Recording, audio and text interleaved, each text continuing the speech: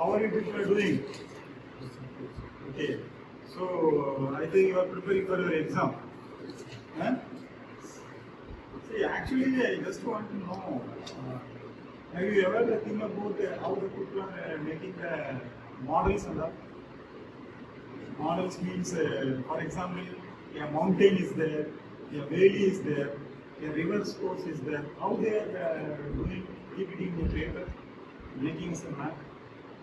Have you ever wonder about it?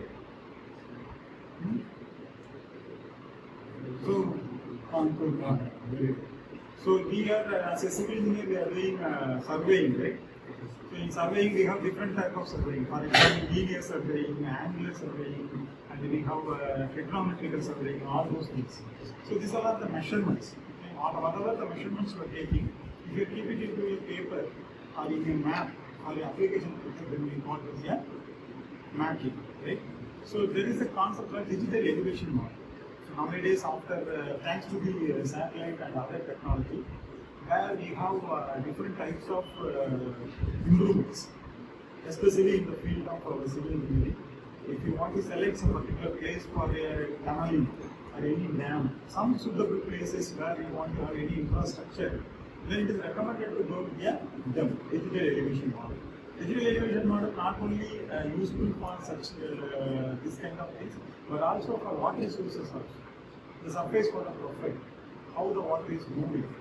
Or in some places, you can draw the drainage pattern, how water is moving from one place to another places and all that. So for that we are using the model called digital elevation model. Earlier time when I am doing my first research and getting an elevation is a very big task.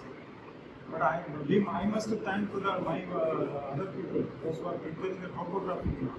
Have you seen topographic map? Have you seen the topographic map? What are the features of the topographic map? How it will be? It have all the surface features, right? It has all the surface features of the earth. And the man-made also. Not only natural, man-made also will be there. So the digital elevation model will help us to divide the entire system into an application oriented. I mean to say, suppose where the water sources are there, how you have to move from one place to another place, all those things are there. Even if a transportation system also. So you might have come across cutting and filling, right? So in transportation design and all, you want to design a road construction.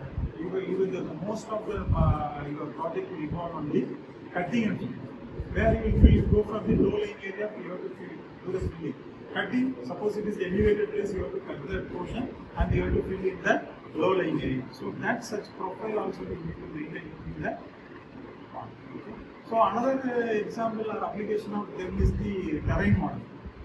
So the terrain modeling, if you are doing some architecture work in a particular area, the terrain modeling is very critical. You know one thing, I have done a work for Vietnam government.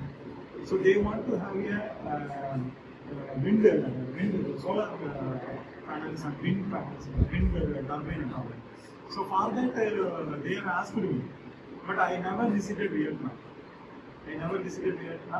But I have done the project, the government is accepted, and now they identify the place and they are implementing. You know why? You know how? It is using the remote sensing. Okay. So I mean to say, you don't need to go to the place.